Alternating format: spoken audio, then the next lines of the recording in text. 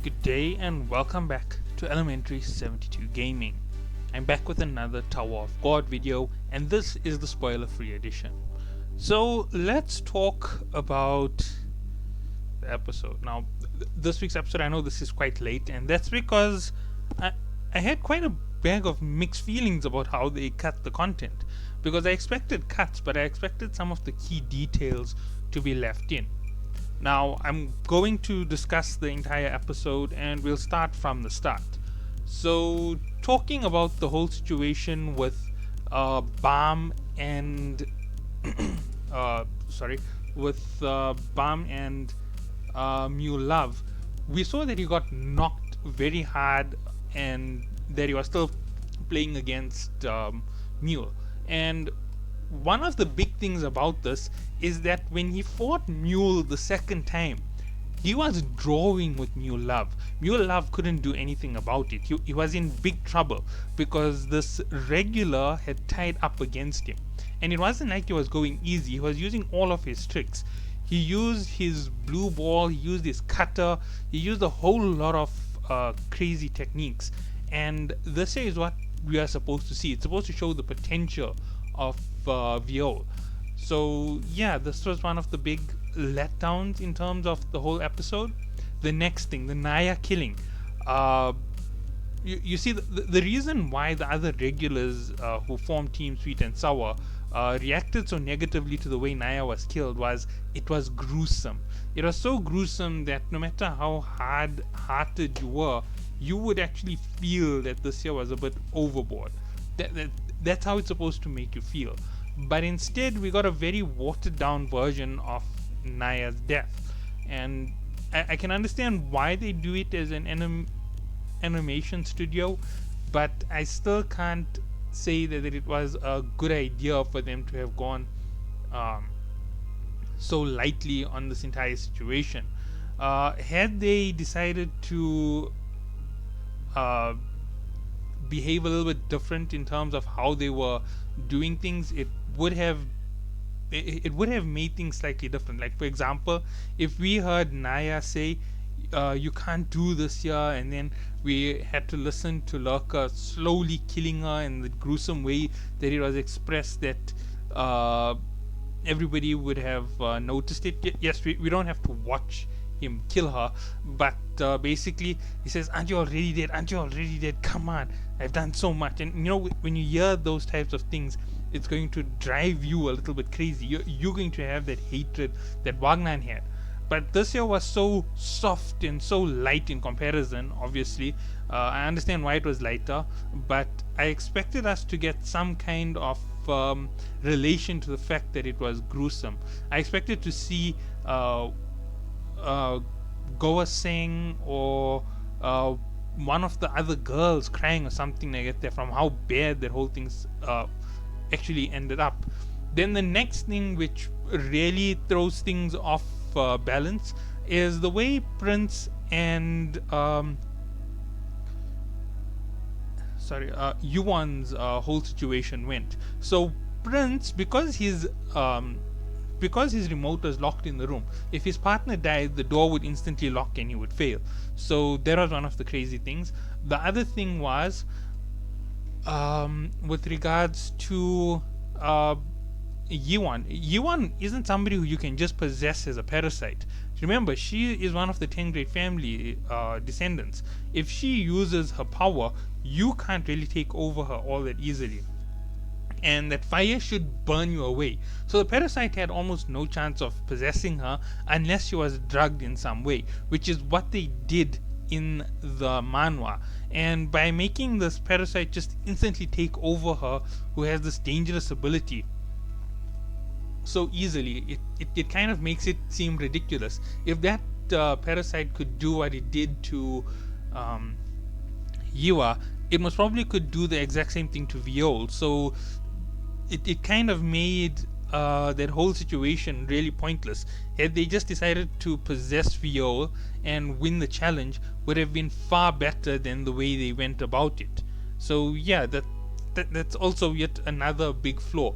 Now they've opened up all of these possibilities, and we know that some of those possibilities can't happen because of how resistant Viol is in terms of who he really is. The next thing with this whole flaw situation and where it went off, the whole fight that happens with Lurker and V.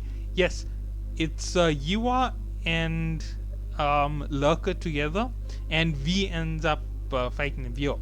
So he ends up fighting the two of them, and we just see him cast this massive attack, and then he has to fight Yua, and he says, "I'm not interested in your body." It gives a little bit of a shake, and the parasite realizes that her anger flared for a few seconds, and the next thing you know, he sticks his fingers down her throat and he pulls out the parasite, and that's how he rids her of the parasite. And it isn't like he does a two-shot the way they showed it. It's actually all in one shot. He instantly pulls it out, and when he uses his Shinsu to expand it, it instantly pops, so he kills that participant. It sounds a bit gruesome, but it's the way that he did it. Then the next thing with regards to Huryang and Rob Devil having their fight, everything actually plays out pretty well for the way that it's supposed to go. And the only thing which is different is we don't see Prince behaving like a little child, saying Mr. Devil, Mr. Devil, and basically being extraordinarily loyal and like a little puppy towards Huryang, because that's what he does in the manhwa. His entire attitude changes because of how scared he is of Huryang, and he says you can't beat Mr. Teddy Bear because he has a big teddy bear symbol on his back. So yeah, that's the whole story. And when it comes to defeating Rob Devil catches the hiding of his life. He gets kicked out of the exam by Huryang, and he makes he makes Prince join his team. Then at this point, it's where things now get a little bit foggy with the sequence of events. This is supposed to be where Viol meets up with Lurker and Yua. So this scene is supposed to come first, but these scenes are all happening spontaneously in the same section. I understand why they did it, and it does make a slight difference to the whole story, but it also makes things more convenient if things happen in the correct order. With the way they were doing it, there was a chance they were going to fail. Viol would have joined their team before they got their last member, and had Viol had the chance, he could have just killed Wagner for what he did, and that will ruin the entire plan, because then they'll be one short again, and before they can even get another regular, he'll just wipe out the entire team. So yeah, that's exactly what he did. And when he gave the remote to Viol, he basically had rigged it so that Viol can just say who he wants as his teammate. So yeah, that was kind of crazy. Okay, so let's move on to the next thing which happens after this. Okay, so where do we go? Sorry about that. I know I'm blabbing quite a bit, but this is just the basics that happen in here. And I know that I'm talking about content that was cut. Now, there's a juice that's called Bong Bong juice. It's a bit of a throw into the story. It actually makes some sense later down the road why that was such a big situation. And it actually supposed to have forgetting his name. Quant's face on it, right? And then right at the end, we get the whole deep sea fish and Ogaskas talking to each other. Now, this is actually supposed to be very ambiguous, because they're supposed to say, thanks to Viol, the prince has passed. And here they go and they say, Ojinaru has passed. Now, they've already ruined the whole part of it, and actually I believe that's a big spoiler, because for them to call him a prince, it means he's a prince of something. Prince of darkness, prince of fog, prince of one of the 10 great families. We have no idea what's this whole story about. He's an irregular somehow, maybe, or the child of an irregular, who knows. But now we've got some hint that he's a very important character. We already knew that he was important because he is the secondary lead on the cover. However, the way that he grows in his importance is in the small little actions that he does as he goes through the story. Now, I know that the next arc is going to be a quick arc. It doesn't have to be a long arc. It's much shorter than this entire test.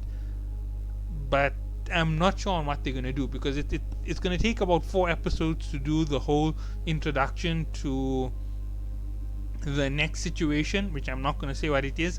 And then they have to get us to another situation, which would take about 10 episodes to cover, which is why I was wondering how they were pacing the season. Because if they end it where I think they're about to end it, they're going to give us, as I said, one of the longest season counts for season 2. We're going to have season 2, the Prince arc.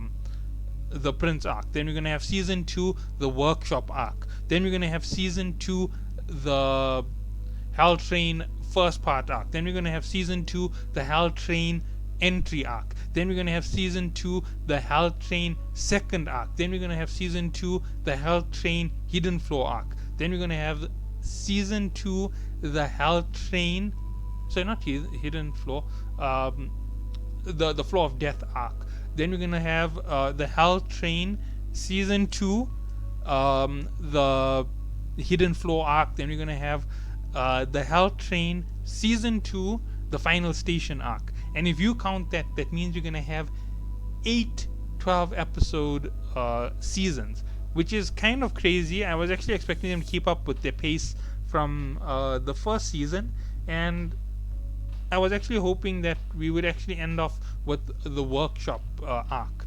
Now, I'm not saying anything which happens in between any of these arcs. Obviously, that would be a spoiler. But the arcs are known. Everybody will be able to find out that there's all these arcs available within the story.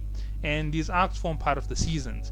And that is one of the craziest things, because with their current rate, it shows that we might not ever get another Tower of God. This might be the last time they adapt the anime. And I honestly don't want to see it end like that. That would be horrible. So yeah, let's continue on with this here in the next episode. Catch you all then. Have a good day.